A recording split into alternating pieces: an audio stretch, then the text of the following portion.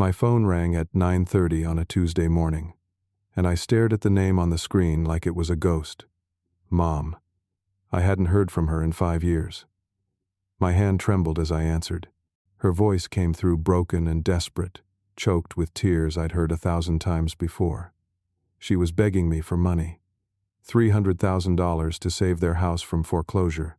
My mind flashed back to the last words my father had screamed at me, his face red with disgust. "You're a broke loser who'll never amount to anything." My girlfriend Emma had been standing right there, nodding in agreement before she walked out the door with my former best friend. Now somehow, they'd discovered I was worth $12 million. As my mother's desperate pleas filled my ear, every humiliating moment they'd put me through came flooding back, and I felt my entire body start to shake. I hung up on her, just pressed the red button, and watched the call end. My hands were shaking so badly, I had to set the phone down on my desk. I stood there in my downtown office, looking out at the city skyline, and let myself remember what I'd spent 5 years trying to forget. Back then, I was 27 years old and working as a junior accountant at a mid-sized firm in Portland. I was making $42,000 a year, which wasn't great, but wasn't terrible either. I had a small apartment, a beat-up Honda Civic, and a girlfriend I'd been dating for 3 years. I thought I was building a decent life. My family saw it differently. Every Sunday dinner at my parents' house was torture. My older brother Marcus would be there with his wife and their 2 perfect kids, talking about his successful surgical practice and their 5-bedroom house in the suburbs. My father would beam at him, ask him about his latest cases, brag about him to anyone who'd listen. Then he'd turn to me. "So Santos, still pushing papers around?" he'd say, not even trying to hide his contempt. "When are you going to do something real with your life?" My mother would jump in, her voice dripping with disappointment. "Your brother was chief resident by your age. What have you accomplished?" I'd try to explain that accounting was a solid career, that I was learning a lot, that I had plans. They'd talk over me. My father once told me that accounting was a loser's career for people with no imagination and no guts. He refused to come to my college graduation because he said he was too embarrassed to watch me walk across that stage for such a worthless degree. My mother would cry dramatically whenever friends asked about me. She actually told me once that she was ashamed to tell people what I did for a living. She'd say it was easier to just mention Marcus and hope they didn't ask about me. But I had a secret, something I hadn't told anyone because I knew they'd laugh. Every night after work and all weekend I was building something. I was developing a proprietary financial software algorithm that could predict market fluctuations in real time for day traders. I'd been working on it for 2 years, teaching myself advanced programming, studying market patterns until my eyes burned. I tried to tell my father about it once, just once. We were in his garage and he was working on his vintage Mustang, and I thought maybe if I explained it right he'd see I was trying to build something real. He looked up from under the hood, wiped his hands on a rag, and laughed in my face. "You," he said, "create something valuable? Santos, you can't even afford a decent car. You think you're going to invent some magic computer program that makes you rich? Grow up and get a real promotion instead of wasting time on fantasies." My girlfriend Emma found out about my night work around the same time. I thought she'd be supportive. Instead, she got angry. She accused me of wasting time on fantasies instead of focusing on getting promoted at my firm. She said I needed to be more ambitious about my real career, not chase pipe dreams. "You're never going to be anything more than what you are right now," she told me one night. "You need to accept that, and just try to be better at the one thing you're actually qualified to do." I should have left her then. But I was 27 and stupid, and I thought maybe she was right. Maybe I was wasting my time. Maybe I was a loser. Then came the day that changed everything. I came home early from work. I'd been feeling sick and my boss told me to go home and rest. I unlocked the door to our apartment, the one we'd been sharing for 8 months, and I heard sounds coming from the bedroom. You know the sounds I mean. I stood in the hallway, and my brain just stopped working for a second, refusing to process what I was hearing. I opened the bedroom door. Emma was in bed with Tyler, my best friend since college. The guy who'd been my roommate for 3 years. The guy I'd loaned money to when he was broke. The guy I'd trusted more than anyone. They saw me standing there. Tyler scrambled for his clothes. Emma just stared at me. And here's the thing I'll never forget. She didn't even look guilty. She looked annoyed, like I was interrupting something important. "This isn't what it looks like," Tyler started, but Emma cut him off. "Actually, it's exactly what it looks like," she said, sitting up and pulling the sheet around herself. "Tyler and I have been seeing each other for 3 months. I was going to tell you, but honestly, Santos, I don't owe you an explanation. Tyler's a real man with a future. You're just a broke loser who'll never give me the life I deserve." I couldn't speak, couldn't move. Tyler was pulling on his pants, and he had the nerve to look at me with something like pity. "Face it, bro," he said. "You're going nowhere. Emma deserves better than what you can offer." I heard footsteps behind me, my father's voice. "Santos? What's going on?" "Your mother sent me over to drop off some." He stopped when he saw the scene in the bedroom. I thought maybe, finally, he'd take my side. He'd be angry at Emma for betraying me. He'd defend his son. He looked at Emma, then at Tyler, then at me, and he shook his head. "She's right to leave," he said quietly. "You've disappointed everyone who ever believed in you. Maybe this will finally wake you up." I walked out of that apartment with 2 suitcases and my laptop. That was it. 3 years with Emma, gone. A lifelong friendship with Tyler, over. And my own father had sided with the people who betrayed me. I moved into a motel that night. A cheap, dingy place that smelled like cigarettes and cost $90 a week.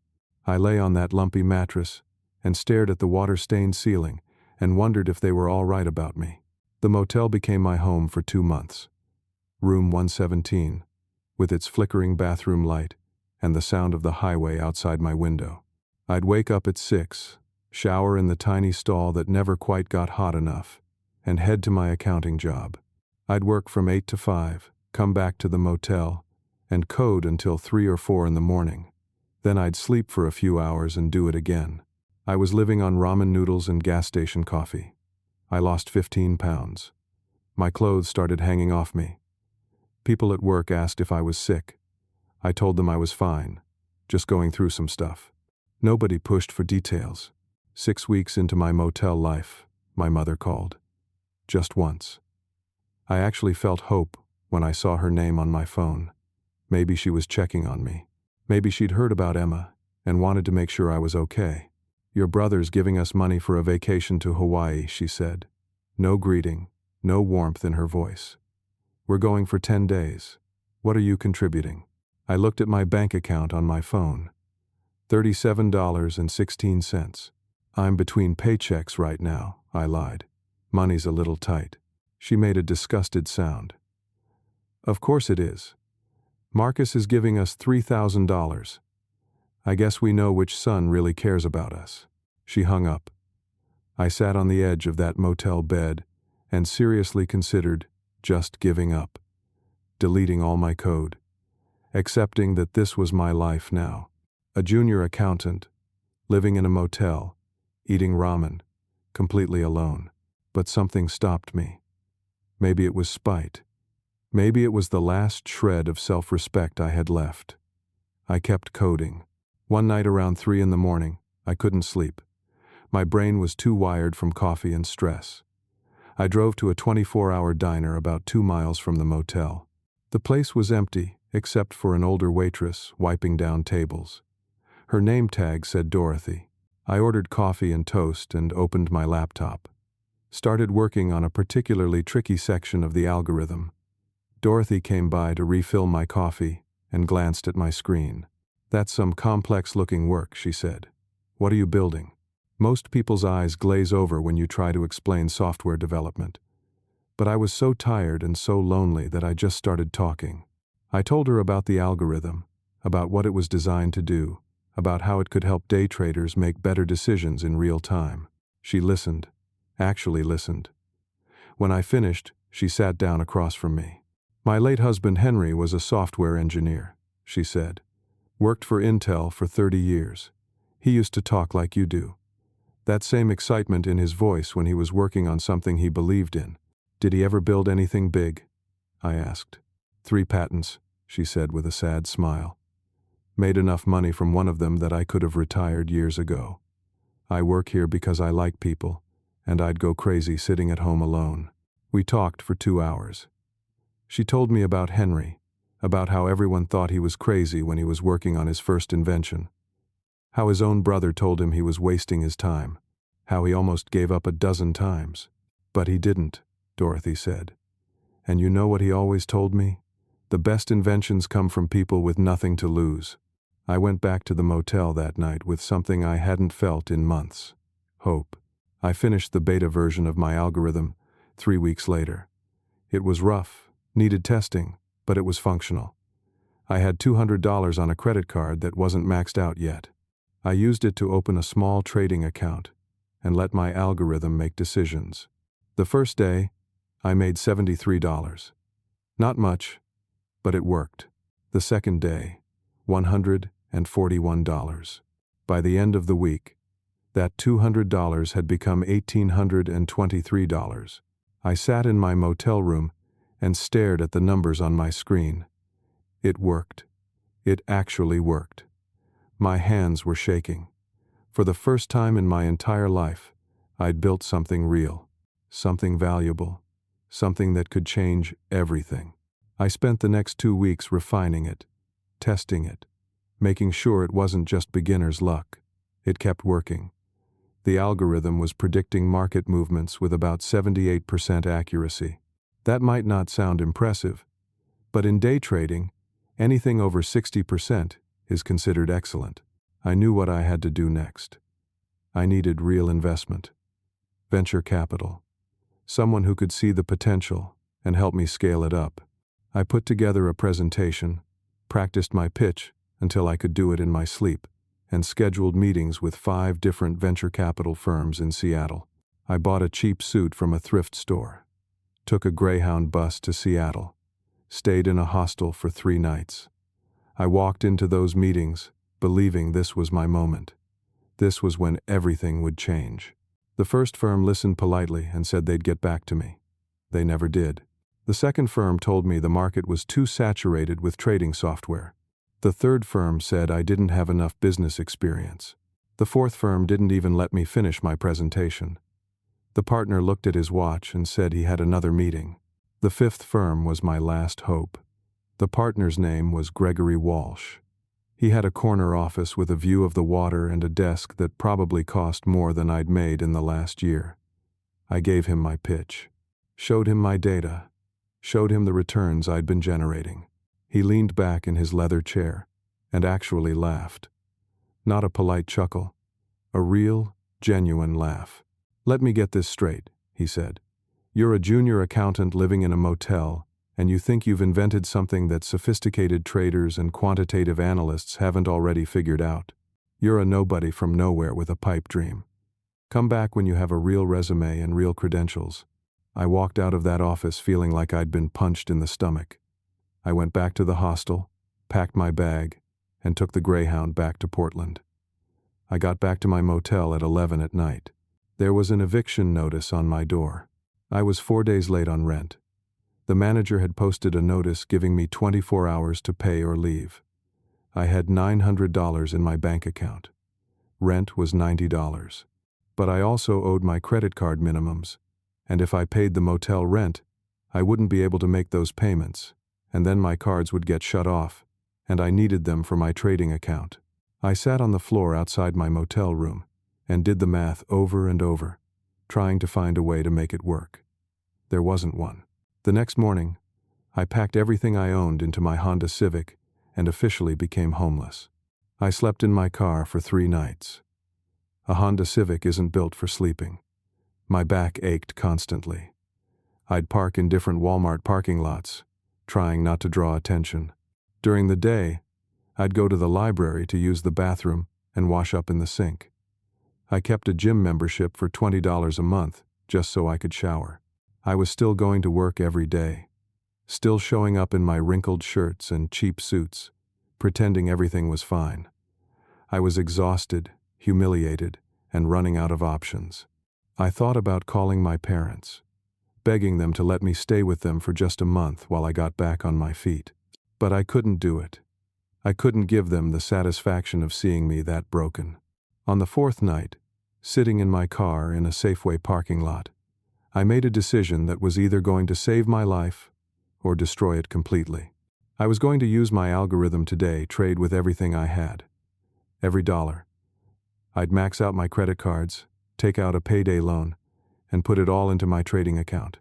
It was insane. It was reckless. It was the kind of thing desperate people do right before they lose everything.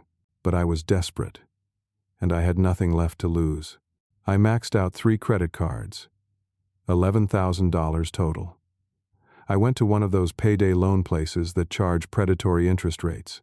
They gave me $3,000 at 20% interest due in 2 weeks. I walked out of there with $14,000 and the knowledge that if this didn't work, I'd be financially destroyed for years. I found a coffee shop with Wi-Fi and spent 12 hours straight refining my algorithm. I added new parameters, adjusted the risk management protocols, and set up automated trading rules so I wouldn't have to monitor it constantly. Then I funded my trading account with all $14,000 and activated the algorithm. The first day, I made $2,300. My $14,000 became $16,300. The second day, another $3,100. Total, $19,400. I found a cheap studio apartment that I could rent month to month for $750. I paid first month's rent and moved in with just my 2 suitcases and my laptop. I slept on the floor that first night, and it was the best sleep I'd had in weeks. By the end of the first week, my $19,000 had become $41,000. I bought an air mattress and some basic supplies, started eating real food again. I was coding around the clock, barely sleeping, living on coffee and adrenaline, constantly refining and improving the algorithm. Second week, the $41,000 became $97,000. I couldn't believe it. I'd checked the numbers over and over, convinced there had to be some mistake. But it was real. My algorithm was working better than I'd ever dreamed possible.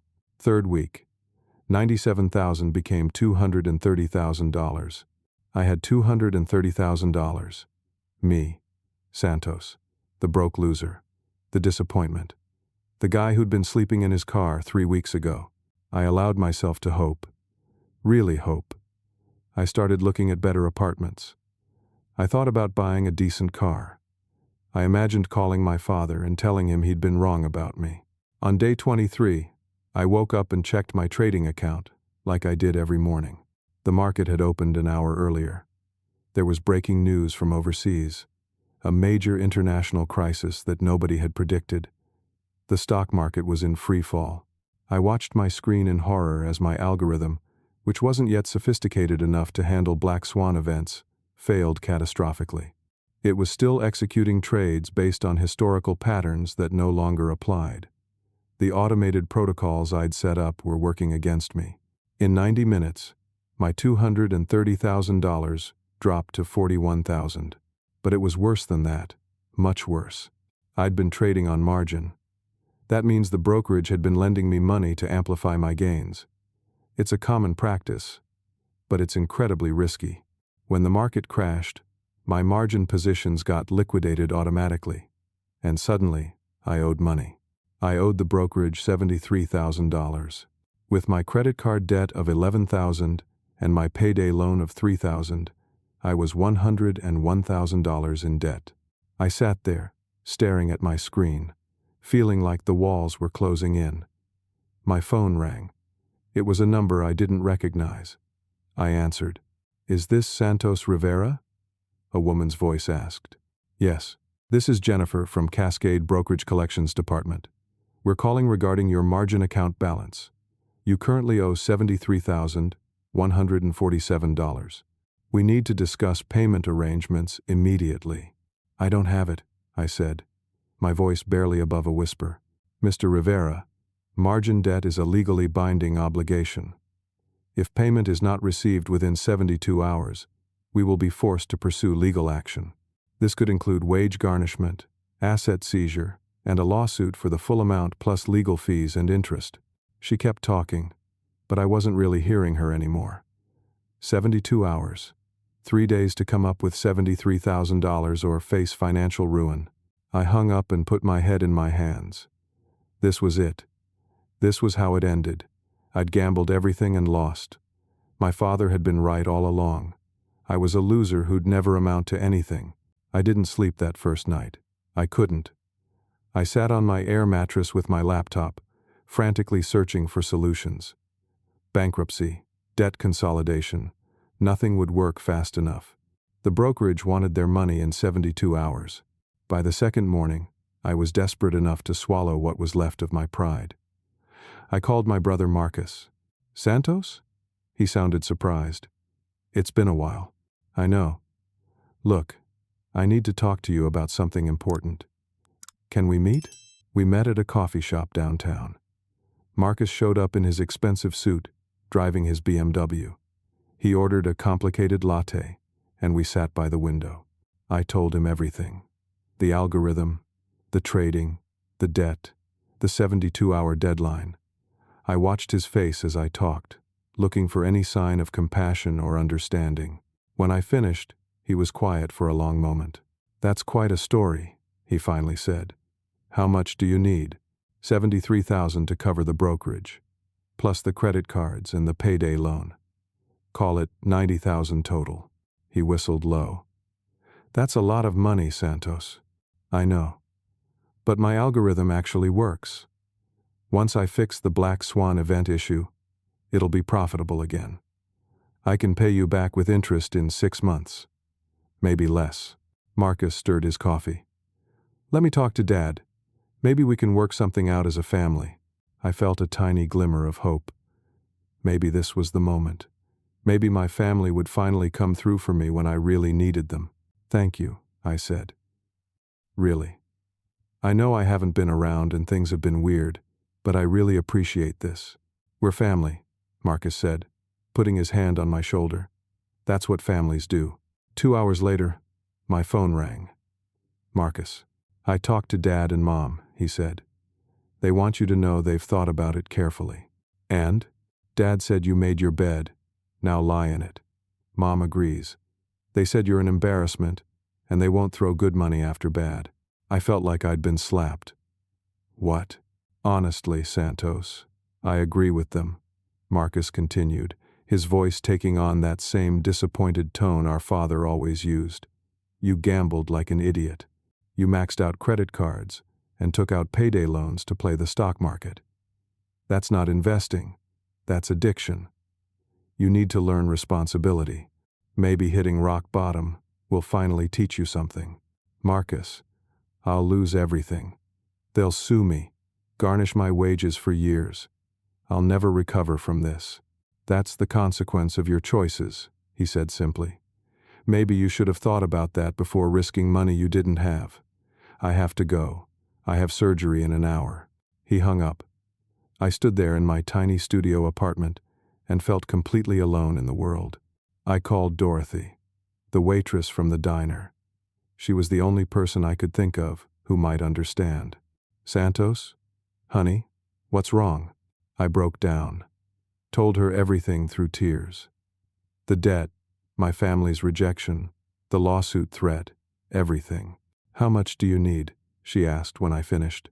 "Too much. Almost 90,000. "I have about 5,000 in savings," she said. "It's yours if you need it." I started crying harder. This woman who barely knew me was offering her entire life savings when my own family wouldn't help at all. "I can't take your money," I said. "I won't ruin your life too." "Then what are you going to do?" I don't know. But I did know. There was one option left. An option I knew was dangerous, but couldn't see any way around. I searched online for private lenders. The kind that don't ask too many questions and work with people who have bad credit. I found one with an office in a strip mall on the east side of town. The website looked sketchy, but I was out of time. The next morning, 48 hours left on my deadline, I drove to that strip mall. The office was sandwiched between a vape shop and a tax preparation service. The sign on the door said Calabrese Financial Services. Inside, a man sat behind a cheap desk. He was maybe 50, with slick-back hair and a gold chain visible under his open collar. He looked exactly like what he was, a loan shark operating on the edge of legality. "You must be Santos," he said, gesturing to a chair. "I'm Vincent Calabrese.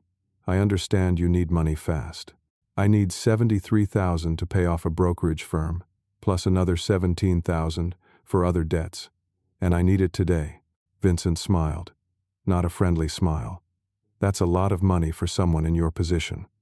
What's your collateral?" "I don't have collateral, but I have a way to pay you back. I have a software algorithm that generates consistent returns. Once I fix a technical issue, I can start making money again." "A software algorithm?"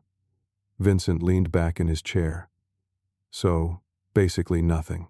It works.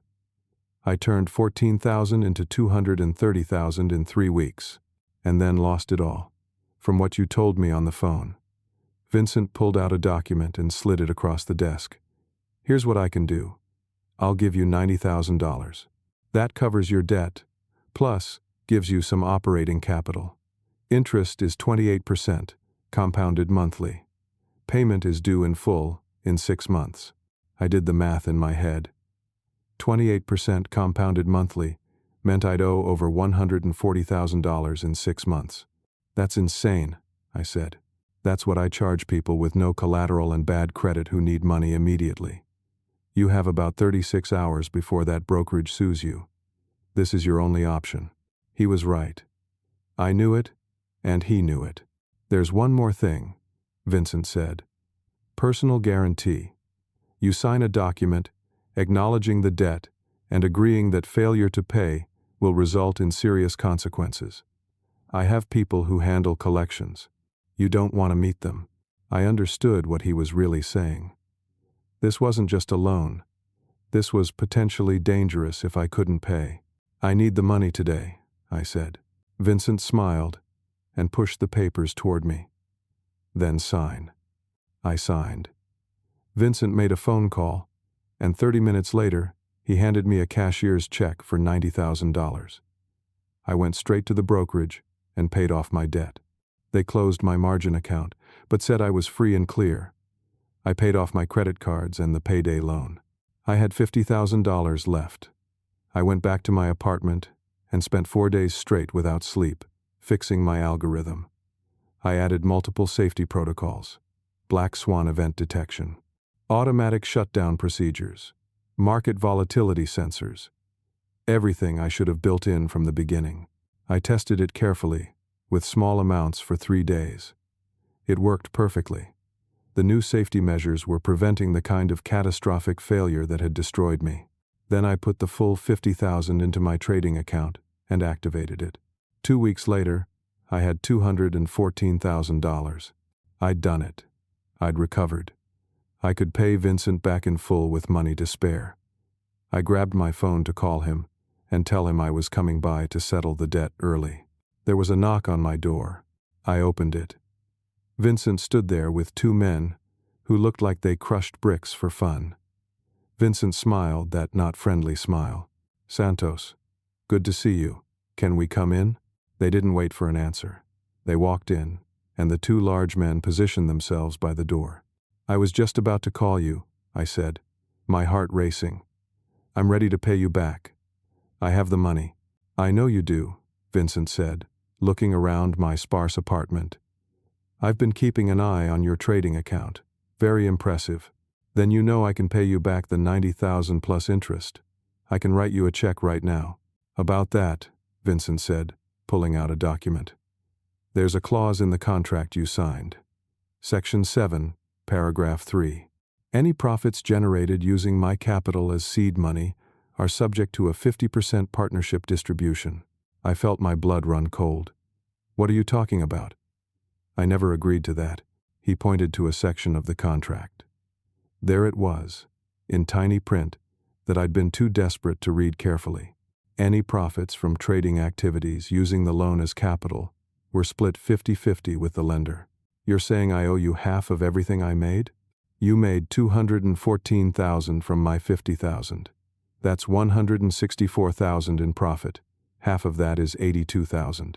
Plus, you owe me the original $90,000 loan, plus 2 months of interest at 28% compounded monthly. That comes to $98,640. Total amount due, $180,640. That's insane. I don't have that much. I only have $214,000. And if I give you that much, I'll barely have anything left. Vincent shrugged. Not my problem. You signed the contract. My money, my terms. And I'm being generous by coming to collect today instead of waiting and charging more interest. One of the large men cracked his knuckles. The message was clear. Fine, I said, my voice shaking. Let me transfer the money. I sat down at my laptop and made the transfer while Vincent watched. $180,640, almost everything I'd made. When it was done, I had $16,360 left. Vincent smiled, checked his phone to confirm the transfer, and headed for the door. Pleasure doing business with you, Santos. Good luck with your algorithm. They left. I sat in my empty apartment with $16,000 and felt like I'd just been robbed. Legally robbed, but robbed nonetheless. I'd been so close to finally making it. And once again, I'd lost almost everything. But this time was different. This time, I had the algorithm, the real, working, fixed algorithm, and I had $16,000. I could start again. And this time, I'd be smarter. I decided right then that I was done being reckless, done being desperate. If I was going to rebuild, I was going to do it the right way, slowly, carefully, smartly. I took my $16,000 and set strict rules for myself. I'd never trade more than 20% of my capital on any given day. I'd never use margin again. I'd keep detailed records of every trade. And I'd diversify beyond just trading for myself. The first month, I turned $16,000 into $29,000. Not spectacular gains, but steady and sustainable. The problem was my living expenses. Even with cheap rent and eating ramen again, I was burning through money faster than I was making it. I needed another income source while I built the trading account. I signed up to drive for a rideshare service. The pay wasn't great, but it was flexible. I created a brutal schedule for myself. Work my accounting job from 8 to 5, trade from 5 until midnight, drive rideshare from midnight to 4 in the morning, sleep from 4 to 7:30, and do it all again. It was unsustainable. I knew it was unsustainable, but I only needed to do it for a few months, while I built up capital. My only social interaction during this time was Dorothy. She'd gotten me a job as an office manager at a small business she worked with, but I'd turned it down because I couldn't give up the accounting job's steady paycheck. We'd meet for coffee once a week, and she'd check on me, make sure I was eating, make sure I wasn't losing my mind. You look terrible, she told me one Sunday morning. I'd driven rideshare all night and met her at the diner at 6 in the morning before heading to my apartment to sleep for 90 minutes before work. I'm fine, I said, drinking my 4th coffee of the night. You're going to kill yourself at this pace. Just a few more months. She shook her head but didn't push it. Dorothy understood something important. She understood that I needed to do this my way. After 6 months of that insane schedule, my $16,000 had become $150,000. I quit the rideshare job, slept for 14 hours straight, woke up feeling human again for the first time in months. I started refining my business model. Instead of just trading for myself, what if I offered the algorithm as a subscription service? Small traders, people who couldn't afford expensive software or professional advisors, could pay a monthly fee to access my algorithm. I built a website, created tutorial videos, set up a subscription platform, launched it with minimal marketing, just posting in some day trading forums and subreddits. The first month, I got 12 subscribers at $99 each. Not much, but it was a start. By month 3, I had 83 subscribers. By month 6, over 400 subscribers. My trading account had grown to $1,200,000. I incorporated a company, Rivera Financial Technologies, filed for LLC status, set up proper business banking, did everything legitimately. By month 9, I had over 2,000 subscribers. The subscription revenue alone was bringing in nearly $200,000 per month. Combined with my own trading profits, I was making more money than I'd ever imagined possible. By month 12, my personal trading account was at $3,100,000, and the business had over 3,500 subscribers. By month 15, my combined wealth between personal trading and business equity was $4,700,000. I moved into a nice condo. Nothing ostentatious, but clean and modern, with actual furniture. I bought a decent car, a 3-year-old Toyota Camry. I was still living well below my means, still traumatized by how many times I'd lost everything. By month 18, I'd reached $8,900,000. I couldn't process it sometimes. I'd log into my accounts and just stare at the numbers, convinced there had to be some mistake. But it was real. I'd built something real and valuable, exactly like I'd always dreamed of doing. By month 21, I was worth $11,300,000. I was 30 years old, a self-made millionaire, and I was completely alone. No family, no girlfriend, just Dorothy and the small circle of business contacts I'd developed. One morning, I got a LinkedIn message. My hands actually shook when I saw the name Gregory Walsh, the venture capitalist who'd laughed in my face 2 years earlier. The message read, "Santos, I've been watching your company's growth with great interest. I think we got off on the wrong foot during our initial meeting. I'd like to discuss an investment opportunity. I'm prepared to offer $10 million for 30% equity in Rivera Financial Technologies. Let's meet and discuss terms." I read the message 3 times. This man had humiliated me, had laughed at me when I was desperate and broke and sleeping in my car. Now he wanted a piece of what I'd built. I typed back, "Gregory, thank you for your interest. I have a counter-proposal. I'll buy your firm." I did some research. Gregory's VC firm was struggling.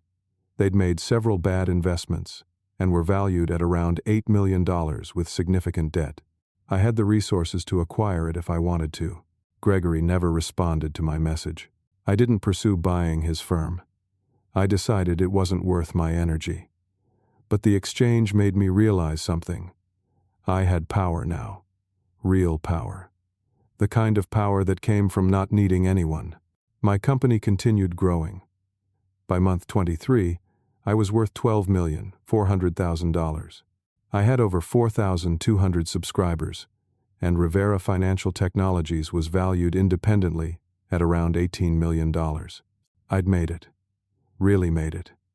Everything my family said I'd never do, I'd done on my own. And I hadn't talked to any of them in almost 2 years.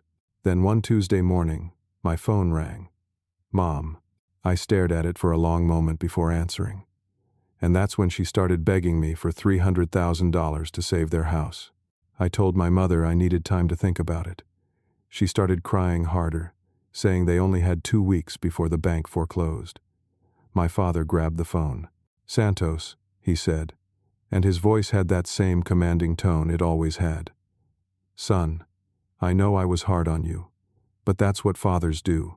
We push our children to be better. Surely you understand that now." "Hard on me?" I said quietly. "Yes, maybe I push too hard sometimes. But look at you now. You're successful. Maybe my tough love worked." I almost laughed. He was actually trying to take credit for my success. The success that happened despite him, not because of him. "Where's Marcus?" I asked. "Why isn't he helping you?" There was a long pause. "Your brother is going through some financial difficulties right now. His practice has some cash flow issues. He's overextended with his mortgage and his kids' private school. He can't help us right now. So, you call the son you haven't spoken to in 2 years.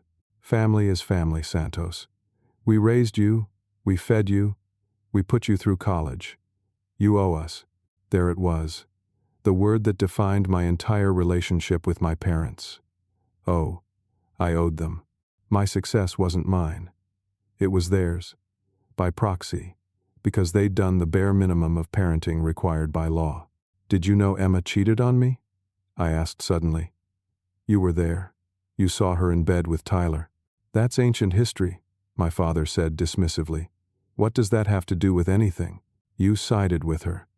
You told me she was right to leave me. I told you the truth. You weren't good enough for her then. Are you going to help us or not? I took a deep breath. I need to see the situation for myself. I'll come by this weekend. This weekend?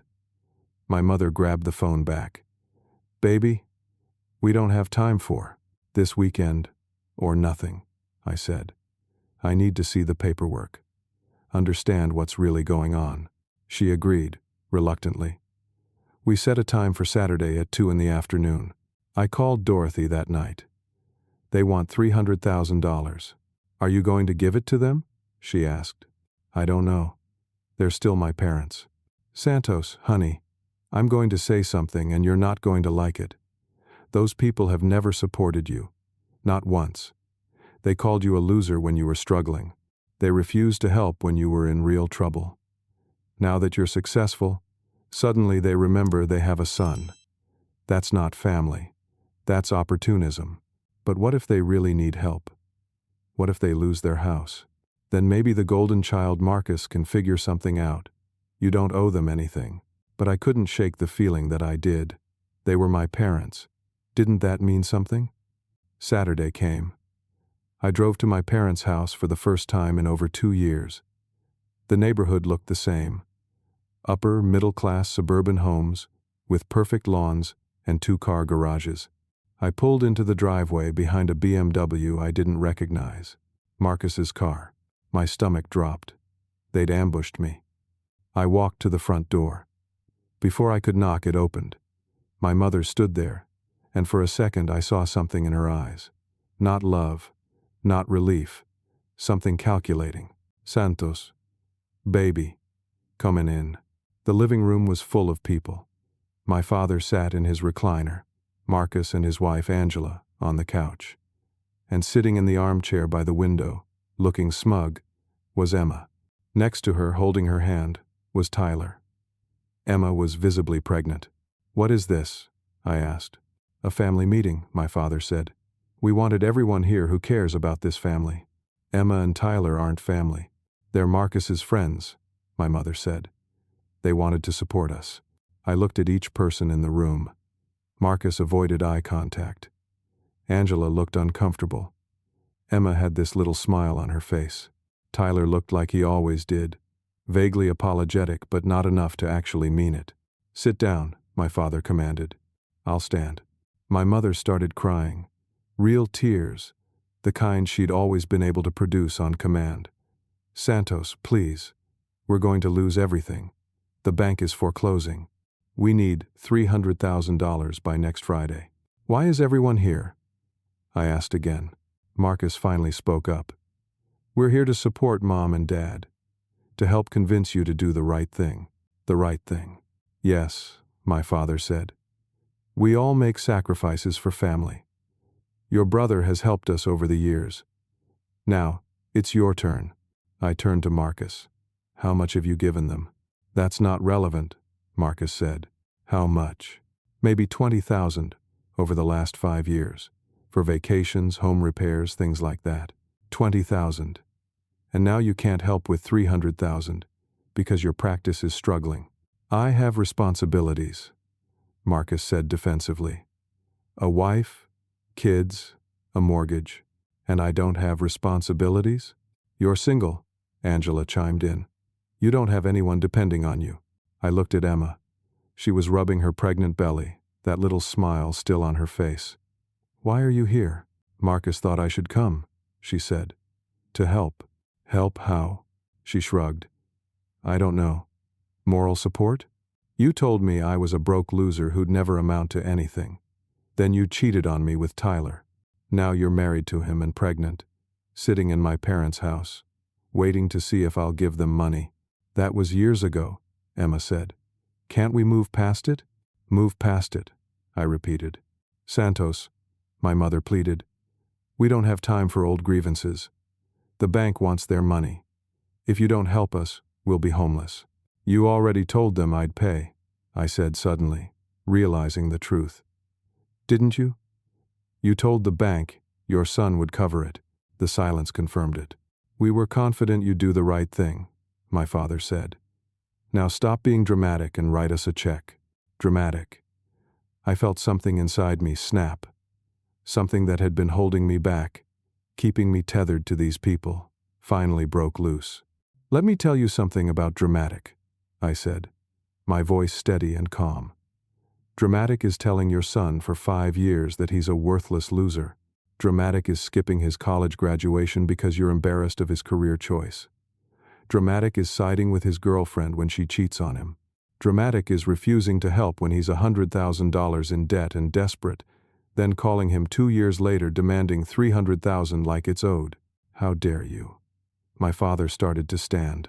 Sit down, I said, and something in my voice made him actually sit. I'm not finished. You want to know what I've been doing for the past 2 years? Building a company? Creating something from nothing. Turning $16,000 into $12 million. And I did it alone. No family support. No safety net. Just me. Working myself into the ground. Surviving on spite and determination. My mother gasped. 12 million? You didn't know the exact number, did you? You just heard I was successful. Probably from someone you know who saw my company mentioned online. Marcus was staring at me. $12 million? Give or take. The company's worth about 18 million. My personal wealth is around 12 million. I own 75% of Rivera Financial Technologies. We have over 4,000 subscribers. I'm negotiating with several major financial institutions about licensing deals. The room was silent. So here's what's going to happen, I continued.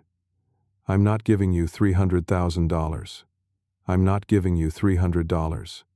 I'm not giving you 3 cents. Santos, please. My mother started. I don't owe you anything. You did the legal minimum required of parents.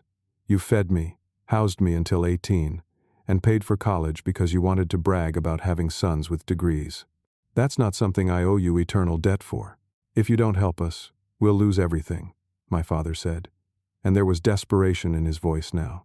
You lost me 2 years ago when you watched my girlfriend cheat on me and told her she was right to leave. You don't get me back just because I have money now. I walked toward the door. Marcus jumped up and blocked my path. You're really going to let our parents lose their house? Be homeless? I looked at my older brother, the successful surgeon, the golden child, the one they'd compared me to my entire life. They have a son who's a successful surgeon, I said. I'm sure you'll figure something out. You're the responsible one, remember? I pushed past him and walked out the door. Behind me, I could hear my mother sobbing, my father yelling, Marcus calling my name. I got in my car and drove away. My hands were shaking so badly, I had to pull over 3 blocks away. I sat there, gripping the steering wheel, feeling like I was going to throw up or cry or scream.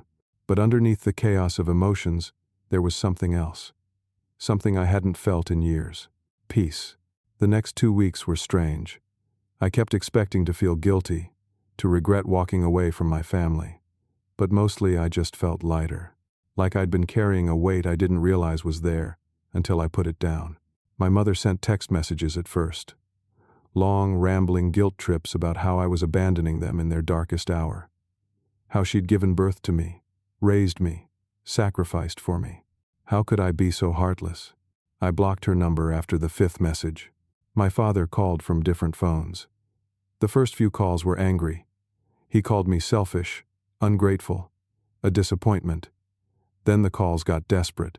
He actually apologized once, said he'd been too hard on me, that he was proud of what I'd accomplished, but it rang hollow. He didn't sound sorry for how he'd treated me. He sounded sorry that it meant I wouldn't give him money. I blocked those numbers too.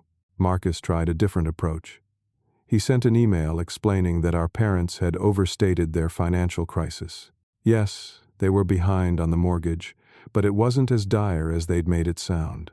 They'd been living beyond their means for years, taking expensive vacations, buying new cars, remodeling the kitchen twice.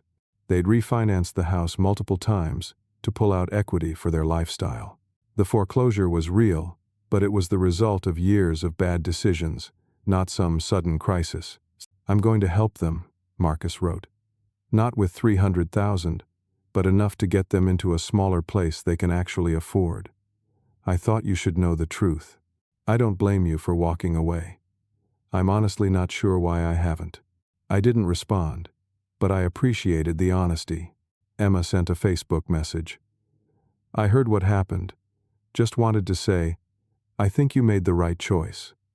Your parents treated you terribly. I treated you terribly too. I was young and stupid and thought money was what mattered. I'm sorry for what I said to you.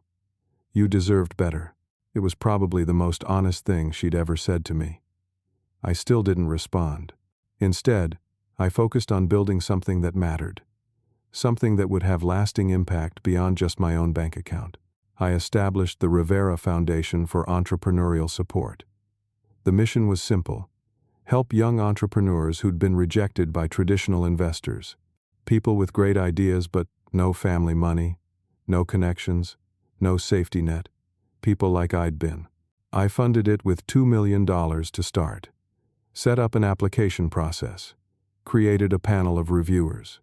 The foundation would provide grants, not loans, between $25,000 and $100,000 to help people get their ideas off the ground. The first round of applications came in, and I was overwhelmed by the response. Hundreds of people with incredible ideas and heartbreaking stories. A single mother trying to start a sustainable clothing company. A veteran developing assistive technology for disabled soldiers. A college dropout building an affordable housing platform. The first recipient was a 24-year-old woman named Jessica. She'd developed an algorithm for optimizing food delivery routes to reduce waste. Every major VC firm had rejected her. Who mine? Her parents had told her to give up and get a real job. She was working 3 part-time jobs and coding at night, just like I'd done. I gave her $75,000 and access to my network of business contacts. Dorothy became the foundation's director. She retired from the diner and threw herself into the work with an energy I'd never seen from her. "Henry would have loved this," she told me. "He always said the best thing about success was using it to help others succeed." 6 months after I walked out of my parents' house, my company got acquired. A major financial firm offered $47 million for Rivera Financial Technologies. I'd keep a $10 million stake and stay on as Chief Innovation Officer for 3 years at a salary of $350,000 per year plus stock options. I accepted. Overnight, I went from being worth around $12 million to being worth $34 million in liquid assets, plus the $10 million stake in the company. I bought a nice house. Nothing crazy, just a 3-bedroom place with a yard and a view. I bought a new car, a Tesla Model 3, because I'd always wanted an electric vehicle. But mostly, I expanded the foundation, increased the funding to $5 million per year, hired a full staff, started a mentorship program pairing successful entrepreneurs with applicants. I started dating again, too. A woman named Claire, who taught 3rd grade at an elementary school. We met at a coffee shop when she asked if she could share my table because the place was crowded. We talked for 3 hours about nothing important and everything important at the same time. She knew I had money, but she didn't care. She made $48,000 a year and was genuinely happy with her life. She'd never heard of my company, didn't follow tech news, just loved teaching kids and reading books and taking her dog to the park. We'd been dating for 4 months when I finally told her the whole story. My family, Emma, Tyler, the debt, all of it. She listened without interrupting, and when I finished, she just hugged me. "You're not that person anymore," she said. "You don't have to carry that weight around." One evening, about 8 months after walking out of my parents' house, I was at a restaurant with Claire. Nice place. Celebrating her birthday. We were looking at dessert menus when I saw him. Gregory Walsh. The venture capitalist who'd laughed in my face. He was at the bar with some colleagues, laughing, drinking expensive scotch. He saw me. Did a double take. Recognized me. I watched him make a decision, saw him excuse himself from his group and walk over to our table. Santos Rivera, he said, with a big smile, hand extended. I thought that was you. How've you been? I didn't shake his hand. Good, thank you. I heard about the acquisition. Congratulations. That's quite an impressive exit. Thank you. You know, I've been thinking about our meeting a few years back. I think I may have been a bit hasty in my assessment. If you're ever looking for investment partners for your next venture, I'm not, I said simply. His smile faltered. Well, if you change your mind, here's my card. He put his business card on the table. I didn't touch it. It was good to see you, he said, the smile now completely gone. Enjoy your evening. He walked back to the bar. Claire picked up the card and ripped it in half. Who was that? She asked. Nobody important, I said. And I meant it. The foundation's first annual gala happened that spring. We'd helped 47 entrepreneurs in the first year. 17 of them had launched successful businesses. 2 had already made their first million. Jessica, the woman with the food delivery algorithm, was there. Her company now had partnerships with 12 major cities and was valued at $8 million. She gave a speech about how the foundation had changed her life, how she'd been one rejection away from giving up completely. Dorothy gave a speech, too. She talked about her late husband, Henry, about how he'd always believed that success meant nothing if you didn't use it to lift others up. She looked right at me when she said, "Some people are born into families that support them. Others have to build their own families from the people who believe in them. Both are equally valid." I didn't give a speech. I didn't need to. This wasn't about me anymore. After the gala, I checked my phone. There was a text from a number I didn't recognize. "This is Marcus. I wanted you to know that Mom and Dad moved into a smaller house. They're okay. They're never going to admit they were wrong about you, but I am. I was wrong. You built something real, and you did it without any of us. That takes strength I'm not sure I have. If you ever want to talk, I'm here." I stared at the message for a long time. Part of me wanted to respond, to rebuild some kind of relationship with my brother. But a bigger part of me knew that ship had sailed. Maybe someday, but not today. I showed the message to Claire. "What do you think?" "I think you have to do what feels right for you," she said. "Not what you think you should do, but what you actually want to do." I deleted the message. Maybe Marcus would be part of my life again someday. Maybe not. Either way, I was okay. A year after walking out of my parents' house, I was having dinner with Dorothy and Claire at my favorite restaurant. We were talking about the foundation's second-year plans when my phone rang. Unknown number. I almost didn't answer, but something made me pick up. "Is this Santos Rivera?" A woman's voice. "Yes. My name is Patricia Chen. I'm a producer for a business podcast. We're doing a series on self-made entrepreneurs who overcame major obstacles.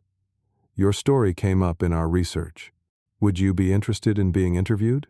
I looked at Dorothy and Claire, both watching me with encouraging smiles. "Can I think about it and get back to you?" I asked. "Of course. I'll email you some information." After I hung up, Dorothy raised her wine glass. "To Santos, who proved that family isn't about blood, it's about who stands with you when you have nothing." We clinked glasses. I looked around the table at these 2 women who'd believed in me, supported me, loved me, when I had nothing to offer but dreams and determination. "To chosen family," I said. Later that night, lying in bed, I thought about everything that had happened.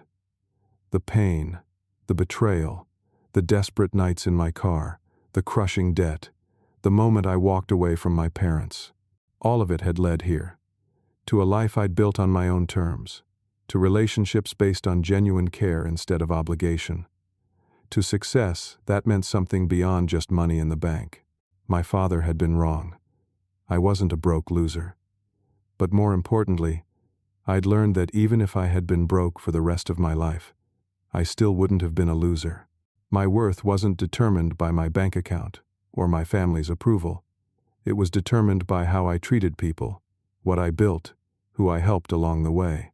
I'd lost my family of origin, but I'd gained something more valuable, a family I chose, a life I built, a sense of peace that came from knowing I didn't need anyone's approval to be enough. The people who believed in me when I had nothing were still here. The people who only wanted me when I had everything were gone. And that was exactly how it should be. I fell asleep that night without nightmares for the first time in years, knowing I'd finally made peace with my past and built a future worth living. Now I want to ask you something. Have you ever had to walk away from family because they didn't support you? Have you ever felt like the black sheep who had to prove everyone wrong? How did you handle it? Drop your story in the comments below. I'd love to hear how you found your way through. If this story resonated with you, please hit that like button and subscribe to hear more stories about overcoming adversity and finding success on your own terms. Share this with someone who needs to hear that their worth isn't determined by their family's opinion of them. Thank you for listening to my story. I hope it reminded you that sometimes the best revenge isn't proving people wrong. It's building a life so good that their opinion stops mattering. Take care of yourselves, and remember, you're enough, exactly as you are.